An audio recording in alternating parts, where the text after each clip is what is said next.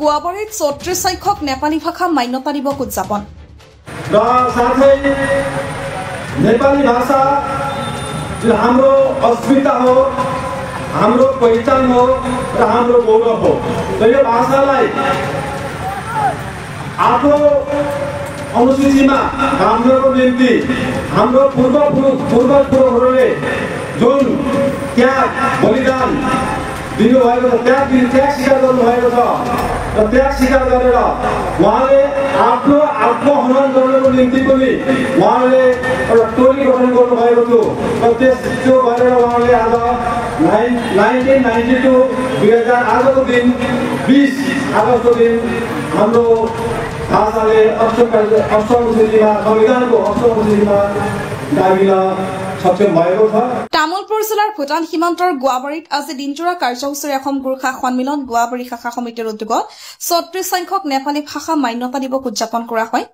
ভাষা দিৱসৰ মুকলি সভাত বিশিষ্ট অতিথি হিচাপে উপস্থিত থাকে অসম ৰাজ্যিক বিজেপিৰ সম্পাদক তথা অসম যুৱ আয়োগৰ সদস্য ৰাতুল শৰ্মা। মুখ্য অতিথি হিচাপে উপস্থিত থাকে সদৌ অসম গোৰ্খা ছাত্ৰ সন্থাৰ প্ৰাক্তন সভাপতি তথা গোৰ্খা উন্নয়ন পৰিষদৰ অধ্যক্ষ প্ৰেম তামাং।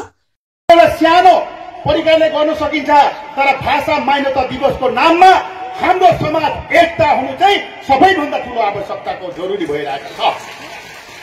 आज डाक्टर हिमन्त विश्व शर्माजीको बलिष्ठ नेतृत्वमा आज हाम्रो जातीय एकता देखाएर आज हाम्रो आक्सु गोर्खा सम्मेलन साहित्य सभा जस्तो संगठन आज हामी सबैले मिलेर आज हामीले गुहार निम्ति गरेका पश्चात डाक्टर हिमन्त विश्व शर्माजीले आज गोर्खालीलाई आज गोर्खाको रिकग्नाइजेसन दिएर आज गोर्खा सर्टिफिकेट दिइरहेको छ। उल्लेख्य सुदीर्घ সংগ্ৰামৰ অন্তত 1992 চনৰ 20 আগষ্টৰ দিনটোতে ভাৰতীয় সংবিধানৰ অষ্টম অনুসূচীত নেপালী ভাষা স্বীকৃতি পাইছিল। সেই দিনটোৰ পৰা 20 আগষ্টৰ দিনটো সমগ্ৰ ভাৰতবৰ্ষত নেপালী ভাষা মান্যতা দিৱস ৰূপে পালন কৰি আহিছে।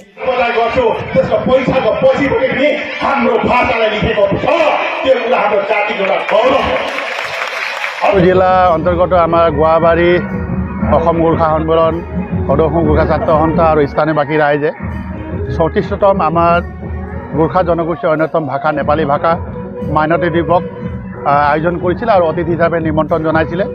আজি গুৱাবাৰীতে বুলি নহয়, অসম তথা উত্তৰ পূৰ্বাঞ্চলৰ বিভিন্ন ৰাজ্যত বিভিন্ন গোৰ্খা অধিকৃত অঞ্চলবোৰত আজি দিনটোৰ পবিত্ৰ দিন হিচাপে পুণ্যতিথি হিচাপে আচলতে উদযাপন কৰি আহে।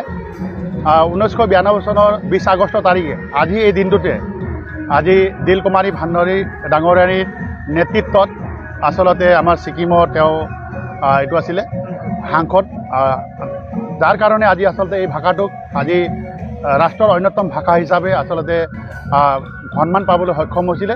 আৰু সেই পবিত্ৰ দিনটোত আচলতে আমাৰ প্ৰতিটো আমাৰ বিভিন্ন গাঁৱৰ পৰা ওলাই আহি আমাৰ ভাষা উদযাপন কৰিছে আৰু বিভিন্ন আটক ধুনীয়াকৈ আচলতে বিভিন্ন আমাৰ নৃত্য আৰু অতিথিসকলক মাতি আমাৰ এই ভাষাটোৰ পবিত্ৰতাটো কিমান আৰু কেতিয়া আচলতে এই ভাষাটোৰ স্বীকৃতি পাইছিলে সেইখিনি কথা বিতংভাৱে আলোচনা হৈছে আৰু ইয়াত বিভিন্ন দল সংগঠনৰ নেতৃত্ববৰ্গ আহি সমাবেত হৈছে। সেইকাৰণে মই উদ্যোক্তাসকলক বিশেষভাৱে মই ধন্যবাদ দিব বিচাৰোঁ।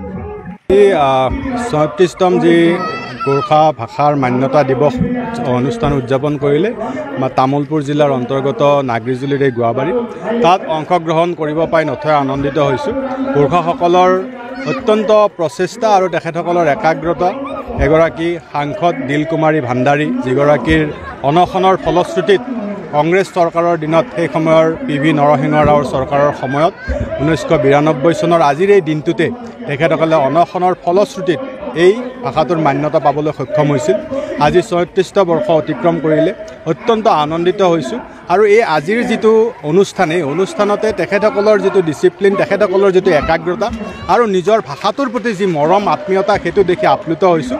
অহা সময়ছোৱাত মাননীয় মুখ্যমন্ত্ৰী মহোদয়ে ইতিমধ্যেই এই যিটো গোৰ্খা জাতি বা নেপালী জাতি, সেই জাতিৰ পূজ্য ব্যক্তি আমাৰ সকলোৱে চিনি পায়, সকলোৰে পৰিচিত আমাৰ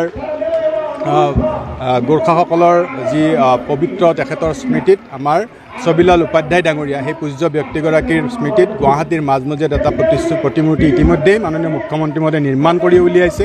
তাৰ লগতে গোৰ্খাসকলৰ অত্যন্ত মৰমৰ এটা অনুষ্ঠান যি ভাতৃদ্বিতীয়া, সেই ভাতৃদ্বিতীয়াত বন্ধৰ এটা দিন ঘোষণা কৰি মাননীয় মুখ্যমন্ত্ৰী মহোদয়ে তেখেতসকলৰ যি আহ্বান, সেই আহ্বানক সন্মান জনাইছে। গোৰ্খা জাতিটোৰ উত্তৰণৰ ক্ষেত্ৰত মুখ্যমন্ত্ৰী মহোদয়ে কাম কৰাৰ কাৰণে আগ্ৰহী, সেই কথাও ইয়াৰ পৰাই উমান পায়।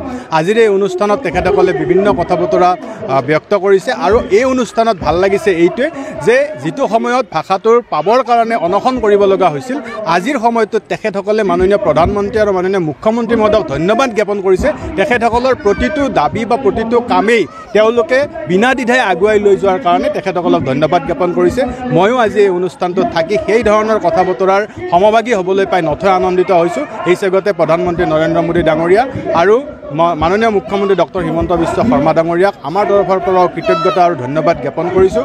আৰু এই গোৰ্খা জাতিটোৰ উত্তৰণৰ ক্ষেত্ৰত আমাৰ তৰফৰ পৰা যি ধৰণৰ কৰণীয় হ'ব, সেয়া অনাগত সময়তো অবিৰতভাৱে এই প্ৰচেষ্টা অব্যাহত থাকিব।